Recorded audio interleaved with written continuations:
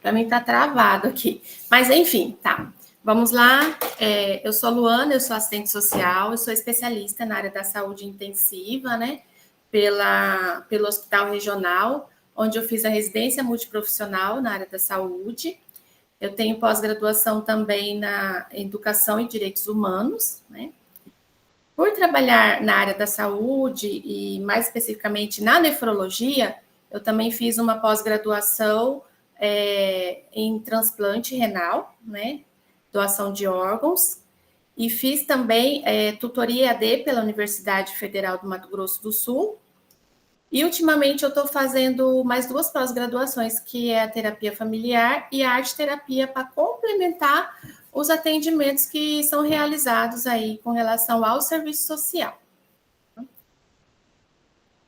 Vocês estão me ouvindo? Sim, professora, tá ótimo, viu? Pode focar, tá? Tá certo. Que para mim tá aparecendo tudo em inglês, um monte de legenda em inglês. Para vocês está aparecendo assim também? Não, para a gente está tudo ok e normal. Você pode ir tocando. Ok. Então tá. E aí hoje a gente vai falar sobre o papel do assistente social na área hospitalar. Quais são os desafios e as perspectivas? A gente entende que no mundo atual nós temos muitos desafios com relação ao trabalho do assistente social dentro de um hospital. Isso vai desde a estrutura física do local, a questão dos materiais, dos recursos, a questão do trabalho em equipe. Esse é um tema que eu vou abordar bastante com vocês agora, é a questão do trabalho em equipe multidisciplinar, né? A questão dos atendimentos com relação às famílias. E aí a gente vai falar também sobre as perspectivas, né? Tem os desafios e também a gente tem as perspectivas, que é a melhora na humanização do atendimento, a questão dos relatórios que nós fazemos, a questão dos encaminhamentos, do trabalho em rede, né? Porque o serviço social ele não trabalha só com dentro do ambiente hospitalar, a gente trabalha com encaminhamentos para CREAS, para CRAS, para Conselho Tutelar, para a Unidade Básica de Saúde, né? A gente entende que a gente tem que fazer o atendimento para o paciente desde a sua entrada no hospital, né?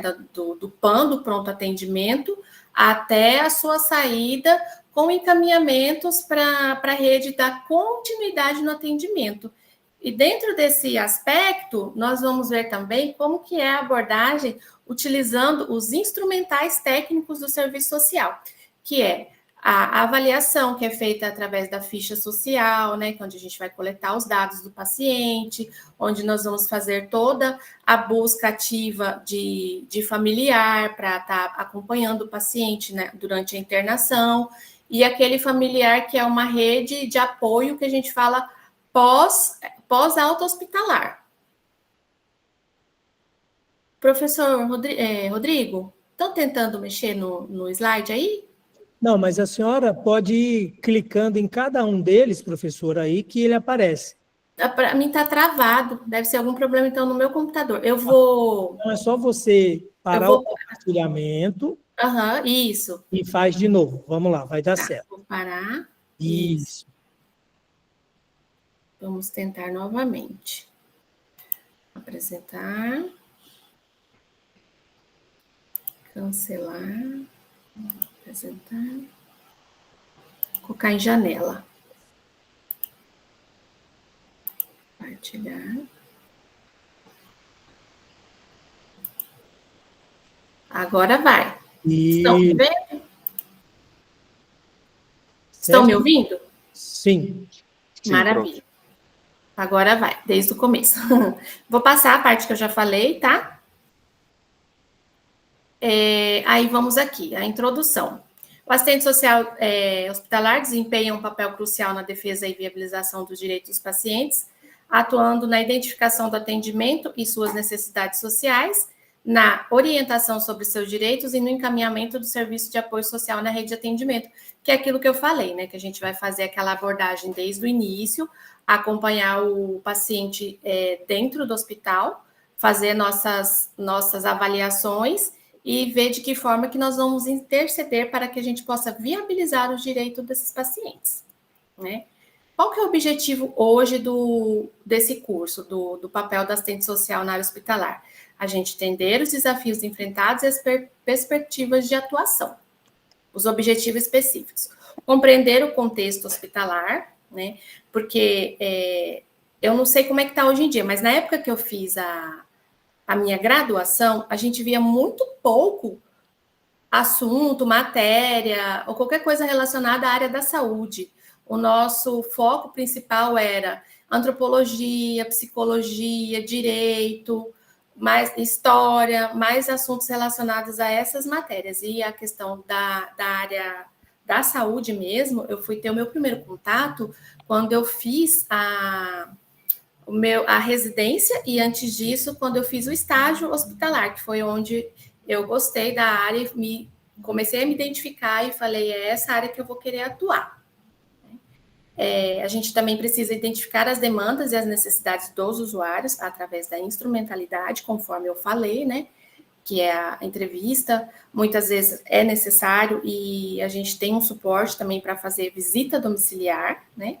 Atuar na viabilização da garantia dos direitos. Eu escuto muito falar a respeito que o assistente social garante direitos. Não, nós não garantimos os direitos. Os direitos quem garante é o Estado, né, através das legislações e através da rede de atendimento de apoio. O que nós vamos fazer é a viabilização para que esses direitos eles cheguem até os pacientes. Né? Professora, só um parênteses, me perdoe, viu? É porque os slides, me perdoe, é porque os slides da professora, eles ainda estão travados. A senhora precisa clicar sobre o slide que você está apresentando, para ele carregar na nossa tela. Certo, tá. Clica no slide que a professora está falando sobre ele. Clica sobre ele. Sim, tô clicando. Tá aparecendo? Não. A senhora tem esse arquivo para me mandar? Tenho sim. Me manda, professora Luana, que eu faço esse trabalho aqui para a professora. Então tá, já mando aí, só um minutinho. Aí a professora vai pedindo para eu passar, eu vou passando. Ok. Pode mandar lá no grupo, que eu pego ele, descarrego ele aqui na minha máquina para a professora. Aí, enquanto isso, a senhora pode ir dando a aula. Ok. Só um minutinho que eu já vou mandar aí. Tá bom. Só um minutinho, tá, gente? Nós já acertamos isso, que é bom vocês estarem acompanhando também, né, os slides, para vocês terem uma outra perspectiva do que a professora está narrando, tá? A gente já acerta aqui para todo mundo.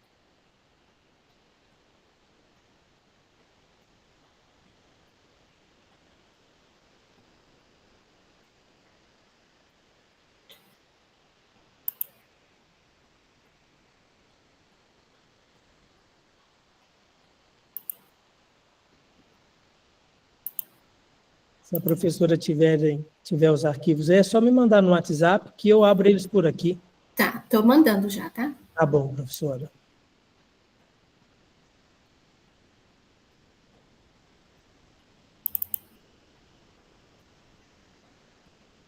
Eu estou lá no grupo da turma também, viu? Se a professora quiser mandar lá. No grupo da turma? Ah, então tá. Isso, vou mandar já lá mandar também. por lá. Ok, deixa eu achar aqui. Pós-graduação, serviço social hospitalar. Aqui. Isso.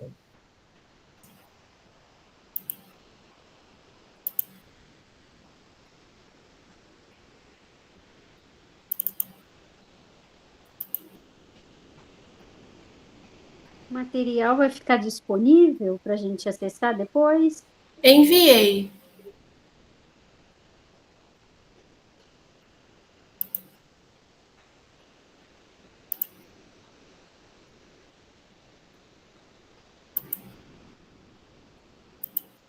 Perfeito, professora Luana. Certo?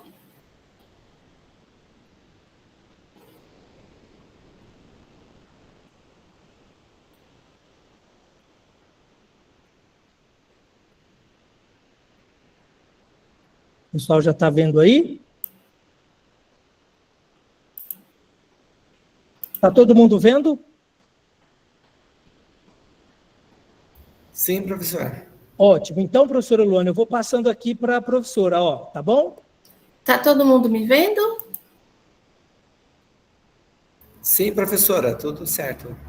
Ok. Agora, só um minutinho, que agora eu... Agora é só Peraí. você olhar a minha tela aí, professor. Então, mas não está aparecendo para mim. Só um minuto. Eu posso sair e retornar? Pode, claro. Tá, só um minutinho, que para mim não está aparecendo.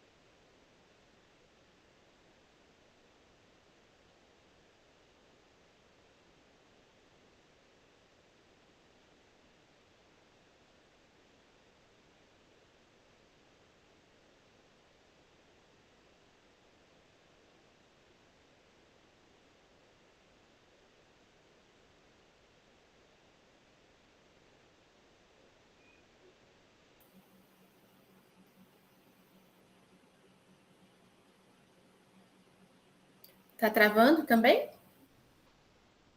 Não, agora está ótimo, professora. Está vendo a tela?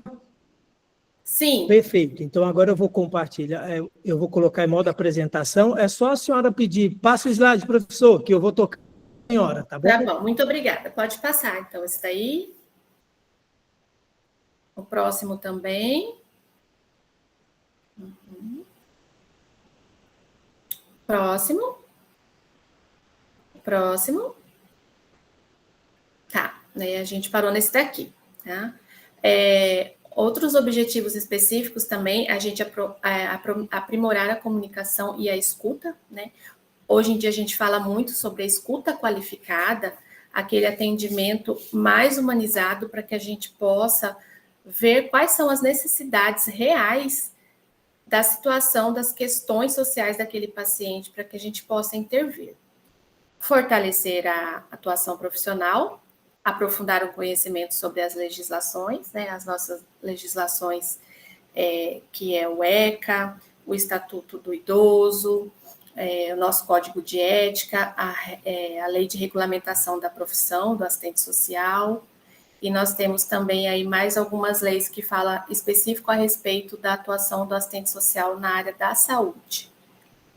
E a gente precisa também promover o desenvolvimento da prática profissional, que isso daqui mesmo é só no dia a dia, né, que a gente consegue, através dos nossos conhecimentos e embasamentos teóricos, né, que a gente fala que é a questão da metodologia voltada do ensino, junto com a nossa prática. Pode passar, professor. Aí eu trouxe aqui para vocês uma das legislações que a gente utiliza muito, né, que é a Constituição Federal de 1988, que traz para a gente que a saúde é direito de todos e dever do Estado. É sempre baseado nisso daqui que nós vamos fazer a nossa atuação dentro da área da saúde. Pode passar, professor. E aí eu trouxe aqui também para vocês a questão do serviço social dentro da área da saúde, que a gente costuma achar que o adoecimento ele é único, exclusivamente relacionado ao estado físico, né? E hoje em dia a gente tem aí estudos que comprovam que não, que o adoecimento humano, ele é muito interligado às questões do dia a dia, a questão cultural, a questão da falta de trabalho, a questão das questões sociais que nós falamos, né? A falta de trabalho, falta de lazer, a falta de acesso a questão de sanitária, tudo isso envolve o adoecimento humano. Ele não é só ligado às questões físicas. Pode passar, professor.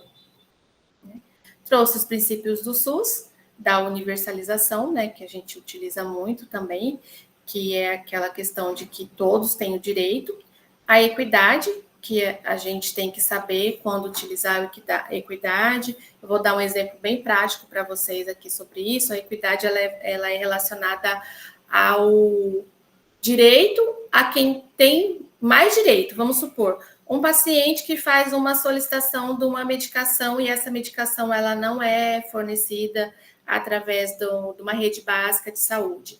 Aí nós, enquanto assistente social, a gente tem que fazer a orientação para que esse paciente ou esse acompanhante vá até a Defensoria Pública e faça a solicitação via judicial. Então, isso é questão de equidade, né? Que a gente tem que ver quem tem mais necessidade em cima daquele que a gente já sabe que tem as necessidades, né? E a integralidade, que é desde a questão do princípio da saúde básica, a saúde intermediária e a saúde de ampla complexidade, né? De maior complexidade, que é a questão da saúde hospitalar. Pode passar, professor. E eu trouxe aqui para vocês, de modelo, até deixo aqui de dica para vocês assistirem depois, quando vocês puderem, o documentário Seiko. O documentário Seiko, ele trata uma realidade da saúde em alguns países, né? Ele fala da realidade da saúde nos Estados Unidos, né? Que é aquelas condições que você só tem se você realmente pagar e ainda mesmo assim tem dificuldade de usufruir, né? O Canadá, o Reino Unido e a França, que são exemplos de qualidade de saúde. Por exemplo, a França, as mulheres puérperas, quando elas ficam até 6 meses com uma pessoa em casa para ajudar nos cuidados, tanto com a criança, com os cuidados dentro de casa. Isso é tudo gratuito pelo convênio de saúde deles lá desses países, Canadá, Reino Unido e França. E aí nós temos Cuba, que é um modelo diferenciado, que Cuba, ele prioriza o atendimento básico de saúde. Eles têm médico que vai na casa da família, é como se fosse, com muita frequência que eles vão, como se fossem os nossos agentes de saúde, que passa aqui mensalmente. Eles fazem esse trabalho em Cuba, e aí, para acontecer a hospitalização, é mais difícil, né? Porque eles já fazem o atendimento desde lá do início. Pode passar, professor. E aí eu trouxe aqui para vocês os espaços de atuação dentro do hospital, né, que eu tenho conhecimento. A gente pode atuar na cardiologia, na oncologia, né, com os cuidados paliativos, no centro cirúrgico, na clínica médica, no CTI, no pronto atendimento médico, na unidade coronariana, na nefrologia, na psiquiatria e na linha materno-infantil. Essa linha materno-infantil, ela vai desde da maternidade, centro obstétrico, UTI neonatal, unidade intermediária, CTI pediátrico. Todos esses setores nós temos espaço para atuação dentro do hospital. Pode passar. Aí nós temos aqui o papel do assistente social hospitalar, né, que é o acolhimento e escuta qualificada. Ele não é uma atribuição específica do serviço social, ela pode ser uma atribuição de qualquer área, né, tanto da psicologia, da enfermagem, dos médicos, mas que nós temos também a função e o dever de fazer com qualidade, para que o atendimento seja humanizado, né?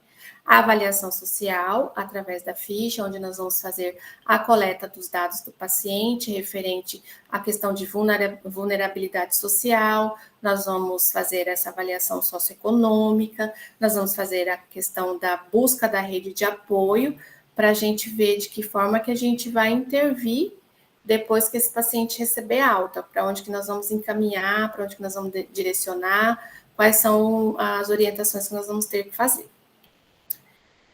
Orientações e encaminhamentos, né? Eu já acabei de falar. Aqui a gente vai fazer a atuação em equipe multiprofissional. Hoje em dia está sendo muito valorizado o serviço multiprofissional, que é onde a gente vai atender o paciente nos aspectos biopsicossocial. Conforme eu falei, o paciente ele tem que ser visto como um todo, né? Não em partes. E aí, através da atuação da equipe multi, a gente consegue fazer esse atendimento mais ampliado. A promoção da autonomia.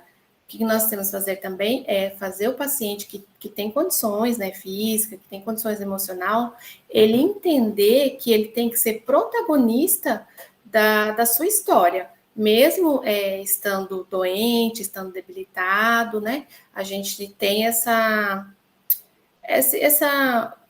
missão, né, de passar para ele que, apesar de tudo, ele consegue ter essa autonomia sobre os cuidados dele, sobre os direitos dele, que ele pode ir atrás, né, através dos nossos encaminhamentos, que ele tem que ir atrás e que ele tem que pedir ajuda da família também quando é necessário. Pode passar, professor.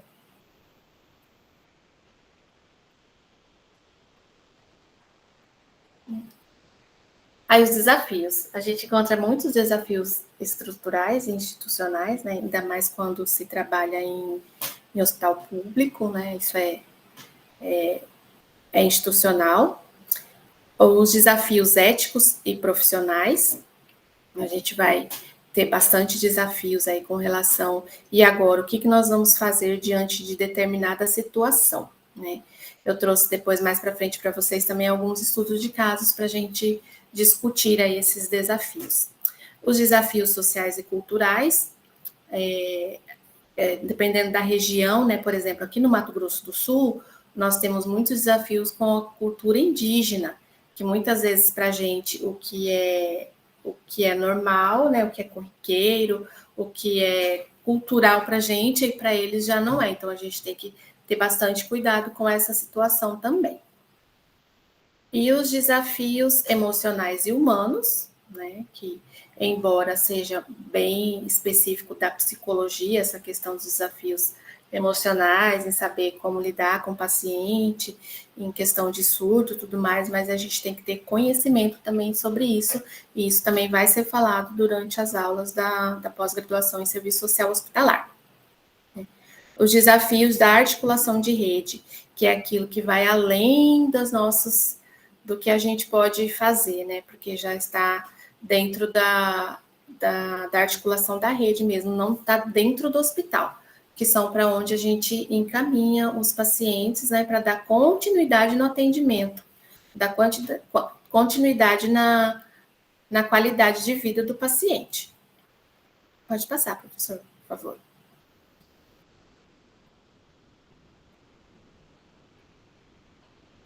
Mais perspectivas, né? O fortalecimento da Política Nacional de Humanização, que a gente utiliza bastante, ela é transversal, né? A Política Nacional de Humanização, depois vocês podem dar uma olhada nas cartilhas que tem do Ministério da Saúde. Nós temos também como perspectiva a ampliação e atuação da equipe multiprofissional, também que, embora muitas vezes é um desafio, mas o objetivo é que ela seja uma atuação ampliada, né? O fortalecimento do tripé, que é a seguridade social, a saúde e a assistência social. Essas três, elas andam sempre juntas, né? Principalmente no pós-internação do paciente, na alta hospitalar. E a defesa dos direitos, todos os direitos, no caso, direitos humanos, direitos sociais, direitos previdenciários. Nós vamos ter uma aula específica sobre os direitos previdenciários da pessoa com doenças graves, doenças raras e doenças crônicas. E a formação continuada, que é isso que vocês estão fazendo aqui, né? Que é sempre estar se atualizando, se aperfeiçoando. É muito importante para poder se destacar no mercado de trabalho. Pode passar, professor, por favor. Quais são os instrumentos de trabalho que o assistente social usa para que tenha conhecimento do que tem que ser feito com o paciente durante o período de internação, né? A entrevista social, né? A gente vai coletar todos os dados do paciente, as visitas domiciliares, muitas vezes que são feitas pela equipe do SAD, né, que é o Serviço de Atenção Domiciliar, que é aquele serviço que estende o atendimento para o paciente além extra-hospitalar, né? A gente tem alguns hospitais de referência no Brasil que tem essa equipe do SAD, então a gente consegue fazer as visitas domiciliares dentro dessa equipe. Pode passar, professor. Os relatórios sociais, né? Nós vamos trabalhar com a elaboração de relatórios para documentação e atuação e subsidiar o planejamento de alta e outras ações. E os encaminhamentos que a gente tem que realizar. Se for paciente adolescente, criança, nós vamos fazer encaminhamento para... A gente pode fazer para o Conselho Tutelar, né? Para a Vara da Infância e da Juventude, para pacientes idosos, para o Ministério Público, né? E aí a gente vai ver mais detalhadamente sobre isso durante o curso de pós-graduação, exatamente como tem que ser elaborado esses documentos. Pode passar, fazendo favor. Aí eu trouxe aqui as condutas, né, do assistente social, realização do acolhimento, da escuta qualificada, avaliação do contexto de vulnerabilidade social, através da entrevista, né, social, avaliação das condições socioeconômicas, avaliação sobre a rede de apoio. Essa questão da rede de apoio para o assistente social é uma das coisas que a gente mais precisa desempenhar um papel muito difícil, porque muitas vezes o paciente ele não tem uma rede de apoio fortalecida, né? 80% dos pacientes, eles envelhecem, adoecem e não tem um possível cuidador. E aí é onde a gente vai entrar no sentido de sensibilizar a família a tomar os cuidados, né? A gente não tem como obrigar nem determinar que seja feito qualquer tipo de cuidado com um paciente idoso ou paciente que que tem limitações e precisa de cuidados, né? O único que a gente tem como falar que realmente a pessoa tem que cuidar são crianças e adolescentes.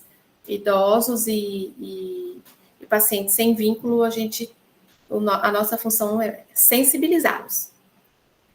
E a gente vai fazer encaminhamento também para a rede de atendimento. Pode passar, professor.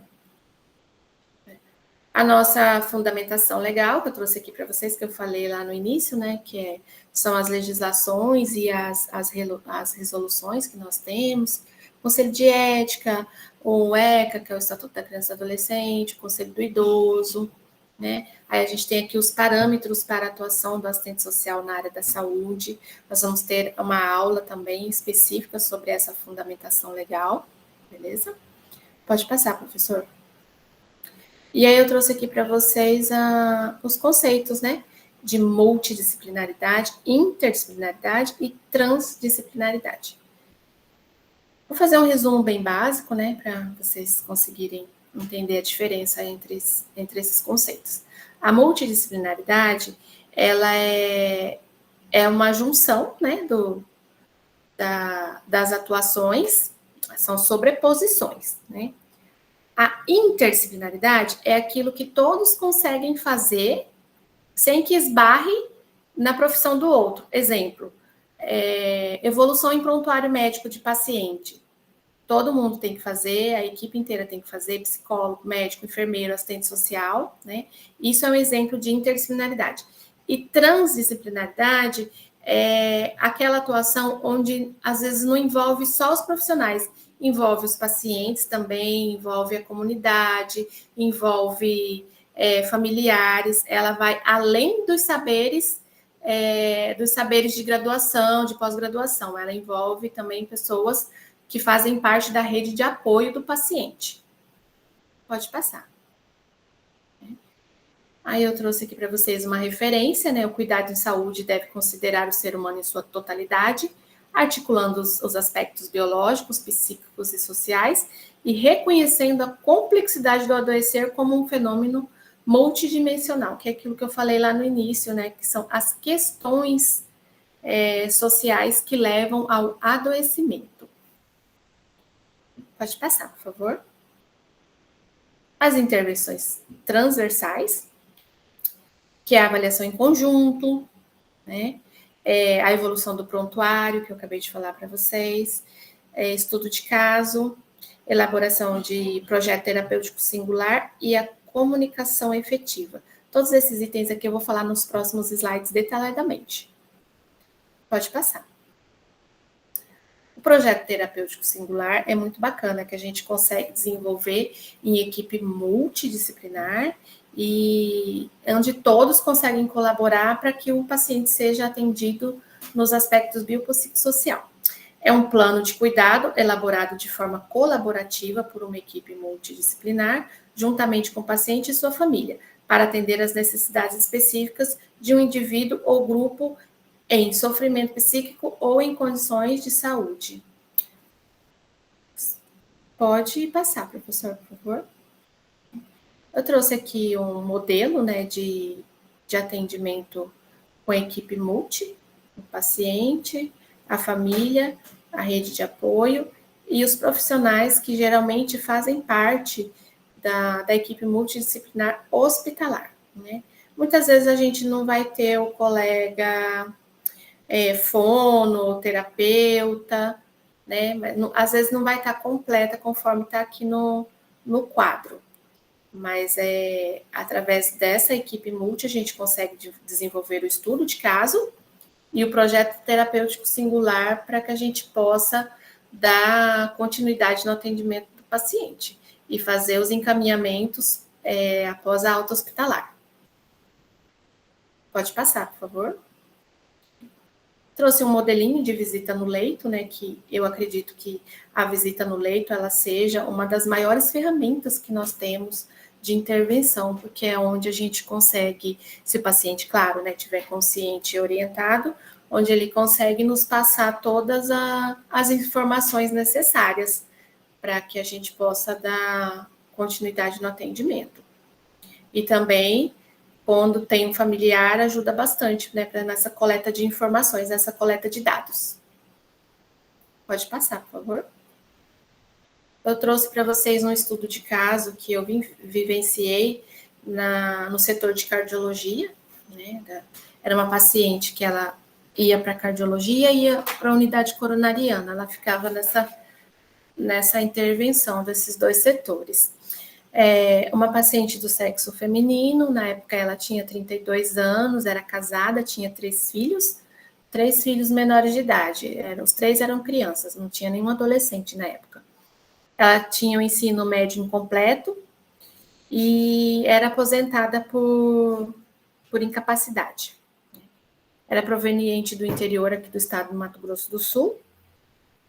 E ela tinha lúpus com graves complicações cardíacas. Tinha uma amputação do membro inferior esquerdo. A rede de apoio dela era o esposo. E aí a gente atuou com o pessoal da enfermagem, com a nutricionista, uma farmacêutica e o fisioterapeuta, né?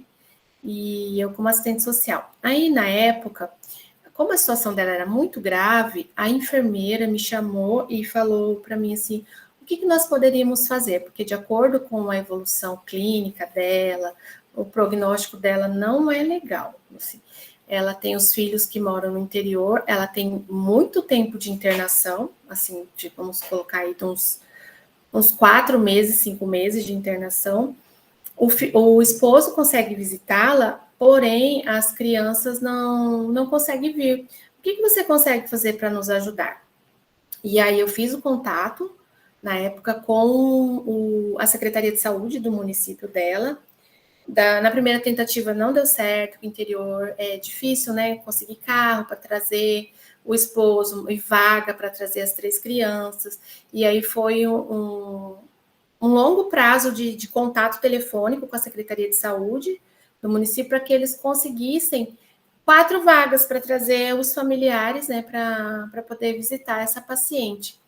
E esse caso me marcou muito, porque eles conseguiram vir, na época a enfermeira, né, avaliou os riscos biológicos e deixou que essas crianças entrassem, né, para fazer a visita.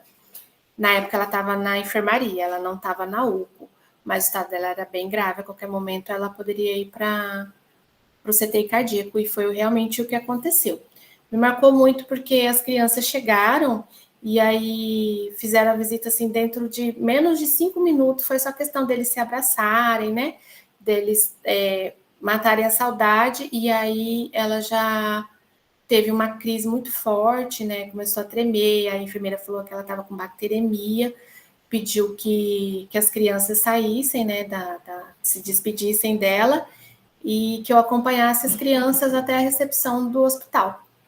E logo em seguida, essa paciente ela já foi internada no CTI cardíaco, já foi transferida, né, para o CTI cardíaco, e aí depois de alguns dias ela foi a óbito.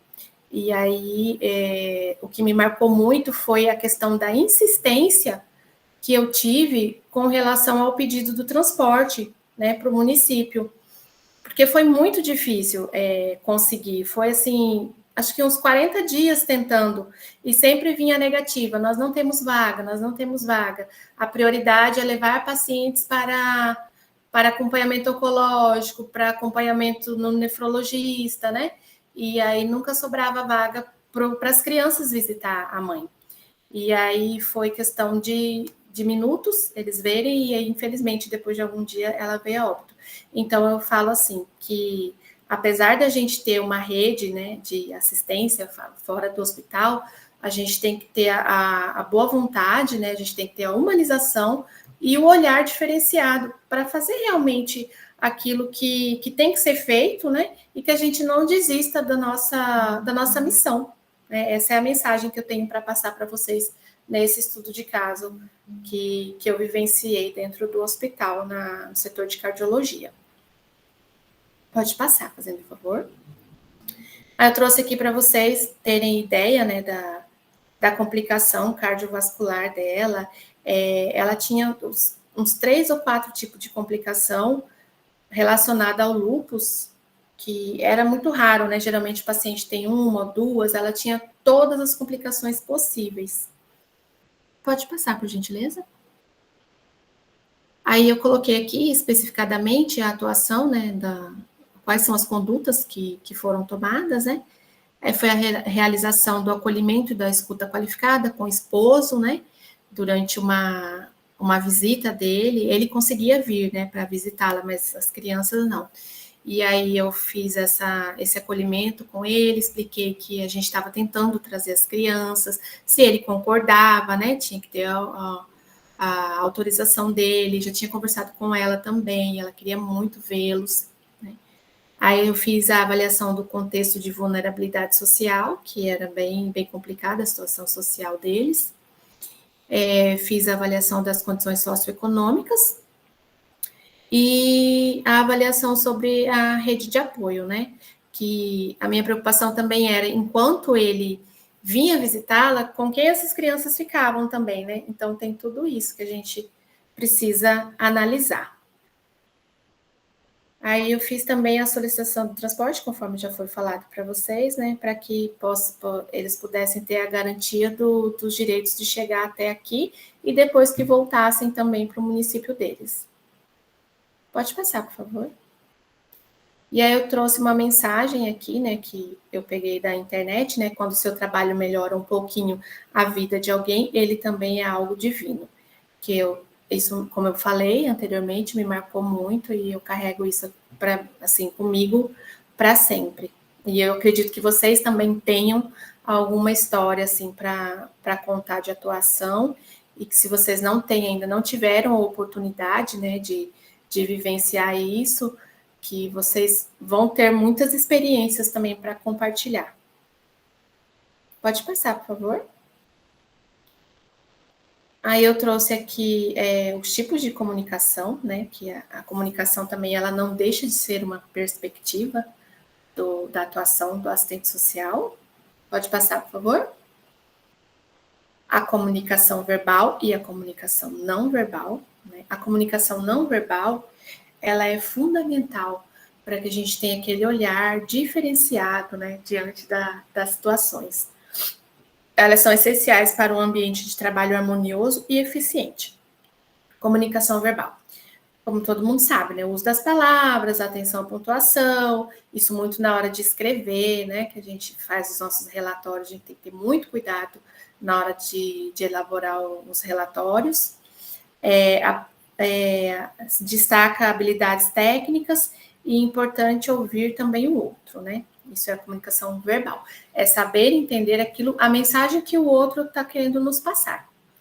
E aí tem a comunicação não verbal, que é a ausência de palavras, a atenção aos sinais do corpo, né? A psicologia usa muito isso, né? A gente também tem um pouco de entendimento com relação a essa comunicação não verbal.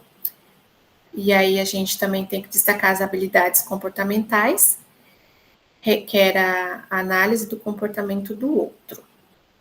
Pode passar, por favor. A comunicação não verbal, ela é muito utilizada no setor de psiquiatria. Não sei se aqui alguém atua ou já atuou no setor de psiquiatria.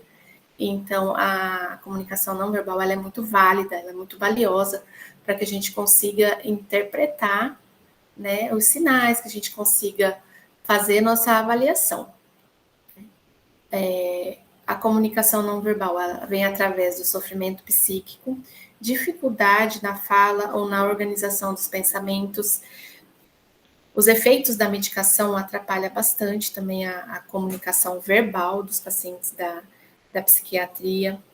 As expressões faciais, elas são muito ricas, né, para a gente fazer a coleta das informações necessárias.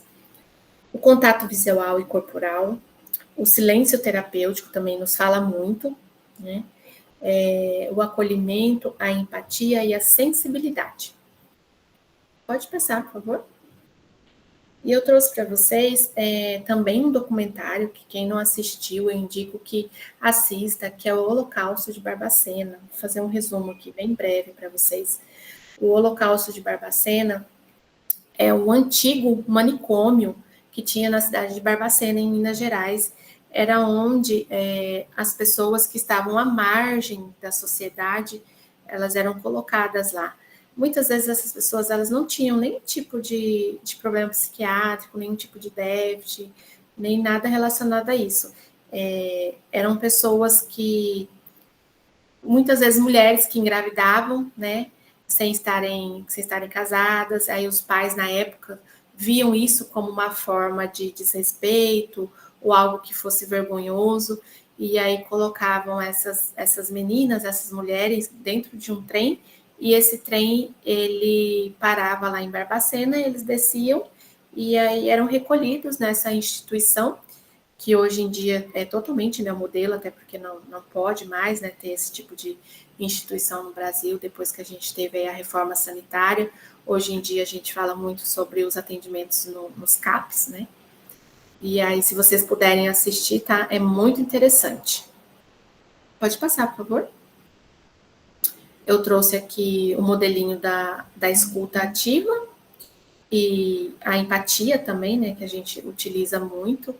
Eu costumo falar que a empatia, ela vai também muito além, porque, por exemplo, as pessoas que não têm o conhecimento de qual que é o trabalho do serviço social, eles costumam confundir.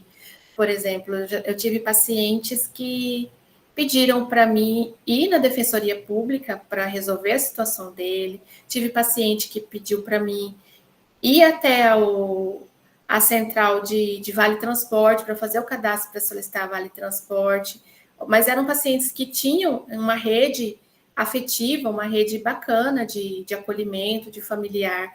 eram pacientes que têm o entendimento que o assistente social a gente tem que fazer além daquilo da orientação, do encaminhamento. Eles têm o entendimento que a gente tem que dar continuidade e fazer aquilo que eles têm que fazer. E aí eu costumo falar que a empatia, eles falaram uma vez para mim assim, você não tem empatia. Não é que eu não tenho empatia, é que a minha conduta, a minha atribuição, ela vai até aqui. Aí daqui para frente, aí vocês que têm que ter autonomia para fazer a solicitação, ou do Vale Transporte, ou do transporte social, ou de uma medicação, ou de um atendimento no posto de saúde para fazer um acompanhamento. E aí eu costumo falar que a empatia também é isso, a gente tem que fazer o outro entender que ele tem que continuar e que ele tem que se empoderar da vida dele também. Pode passar, por favor. Eu trouxe aqui as ferramentas de comunicação, né, que é o prontuário do paciente, que geralmente todos os profissionais têm acesso, o projeto terapêutico singular, o estudo de caso, né, tipo de murais também fica dentro da ferramenta de comunicação, né, as campanhas informativas, que a gente consegue fazer também dentro dos hospitais, com a equipe multidisciplinar, os grupos de discussão, que às vezes pacientes que têm internação muito prolongada, né? Alguns hospitais, eles usam esse grupo de discussão para acolher as famílias, né? E discutir sobre determinados assuntos. Por exemplo, na linha materno-infantil, tem grupo de discussões para fazer o ensinamento da mulher com relação ao método canguru, que é o acolhimento do bebê, né? O bebê precisa aprender a mamar, que precisa ter o contato com a mãe. Então, esse é um exemplo de grupo de discussão. A educação continuada, o núcleo de segurança do paciente, que são reuniões onde vai ser discutido a questão do que vai ser feito, né, com intermediações, atribuições, tudo com relação ao paciente durante a internação e após a alta hospitalar também. E aí tem umas ferramentas bem bacanas de utilizar tanto no serviço social como na enfermagem, na psicologia, que é o genograma e o ecomapa. Depois quem quiser dar uma pesquisada aí, é bem interessante, é bem rico de coleta de informações. A inteligência emocional, né, que ela faz parte de uma ferramenta de comunicação, a comunicação assertiva e os feedbacks. Tudo isso a gente vai ver detalhadamente também durante a pós-graduação. Pode passar, por favor. As comunicações de má notícias. Esse aqui é um pouquinho diferenciado. Por exemplo, no hospital onde eu atuei, embora não seja uma atribuição privativa do assistente social, mas nós fazíamos atendimento de comunicação de óbito, né? E aí a gente tem toda uma estrutura, né? Tem que ter bem conhecimento, preparo, empatia, sensibilidade, a clareza, a objetividade, a abertura do diálogo, né? Embora não somos psicólogos, mas ali de imediato quem vai estar, vamos estar nós. A gente tinha um suporte, caso precisasse, né? De acionar o psicólogo, a gente tinha como acionar, de acionar médico, de acionar enfermeiro, mas aquele primeiro contato ali, quem tinha na comunicação do óbito era o assistente social. Então, isso também a gente vai falar mais especificadamente durante a pós-graduação, serviço social hospitalar. Pode passar, por favor. E os cuidados paliativos, né, que não pode ficar de fora. O cuidado paliativo é um conceito, são um conjunto de práticas assistenciais que visam melhorar a qualidade de vida dos pacientes e familiares diante de doenças que ameaçam a continuidade da vida. Esses cuidados são aplicados desde o diagnóstico da doença, em conjunto com outras terapias de prolongamento da vida, e continuam até o fim da vida do paciente, incluindo o acompanhamento do luto para os familiares. Vai ser um módulo bem bacana também, que a gente vai ver com relação a cuidados paliativos, não só na oncologia, mas com formas de doenças graves em geral. Pode passar, por favor. Aí, quais são os princípios do cuidado paliativo? Alívio do sofrimento, afirmação da vida, abordagem multiprofissional, né? Sempre vai ser para a qualidade, para a humanização, esse atendimento ele tem que ser feito em equipe multiprofissional, né? O suporte à família, a integração dos aspectos psicológicos e espirituais e a melhora da qualidade de vida. Pode passar, por gentileza. Qual que é a importância, né?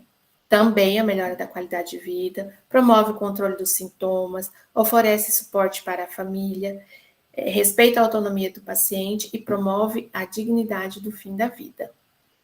Pode passar, por favor. Aí eu trouxe aqui para vocês as habilidades sociais relacionadas à ética profissional. A empatia, que eu acabei de falar, né? A comunicação respeitosa, que entra aí dentro da comunicação verbal e não verbal. Né? O trabalho em equipe, a adaptabilidade e a resiliência. Pode passar, por favor. Aí eu trouxe mais um estudo de caso, tá? É o segundo e último estudo de caso que eu trouxe para vocês, que eu participei na oncologia. Era uma paciente do sexo feminino, na época ela tinha 19 anos, solteira, sem filhos, ensino médio completo, e ela trabalhava em regime CLT. Ela era caixa de um supermercado na época. A rede de apoio era restrita, somente a mãe, era uma paciente que tinha sido criada somente pela mãe, era só as duas, né? Ela deu entrada no pronto atendimento médico com fraqueza, manchas roxas pelo corpo, falta de ar. E aí, durante a internação, ela foi diagnosticada com leucemia mieloide aguda.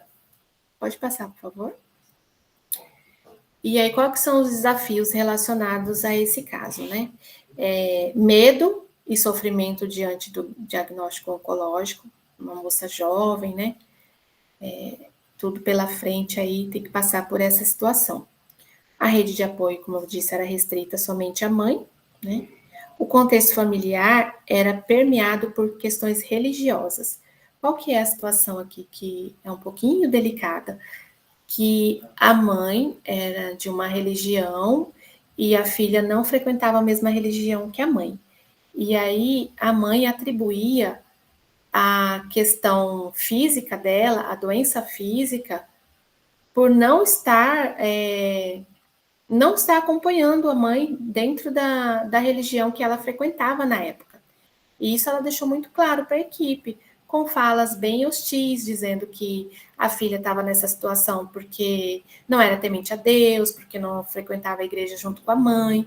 Então, isso é uma situação bem delicada, né, para a gente trabalhar em equipe, né? Havia muitos sinais de conflitos, né, geracional, religioso e emocional. Pode passar, por favor.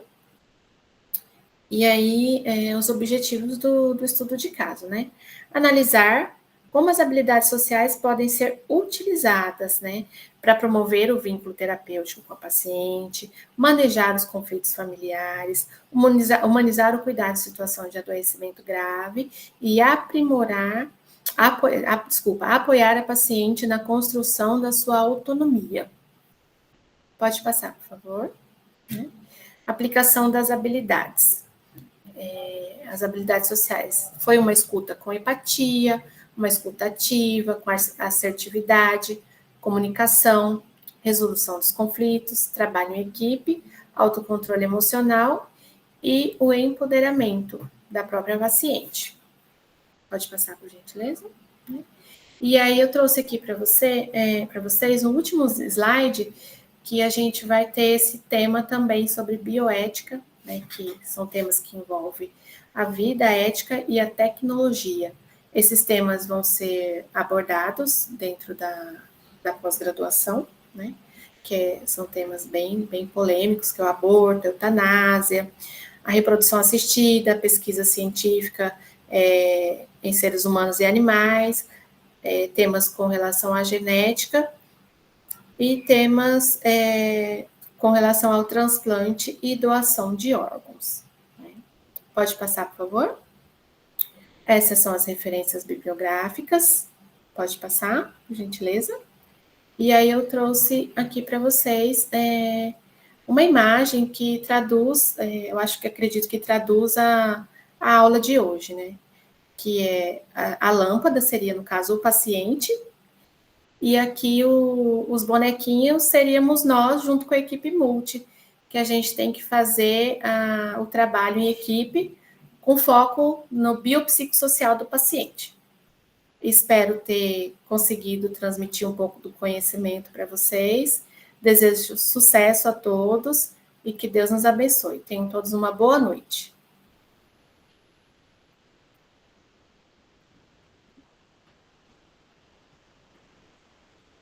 Bom, pessoal, de maneira bastante sucinta, né? A professora Luana hoje tratou do assunto com a gente.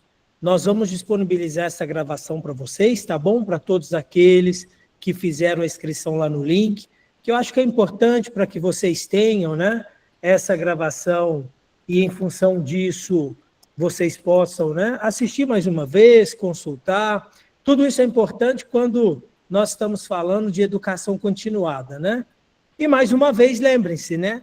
Aqui na sala tem alunos que já estão inscritos no nosso curso, e aqueles que, porventura, ainda não se inscreveram, fica aqui o reforço, o nosso convite, para que vocês possam vir fazer parte dessa, que será a nossa primeira turma.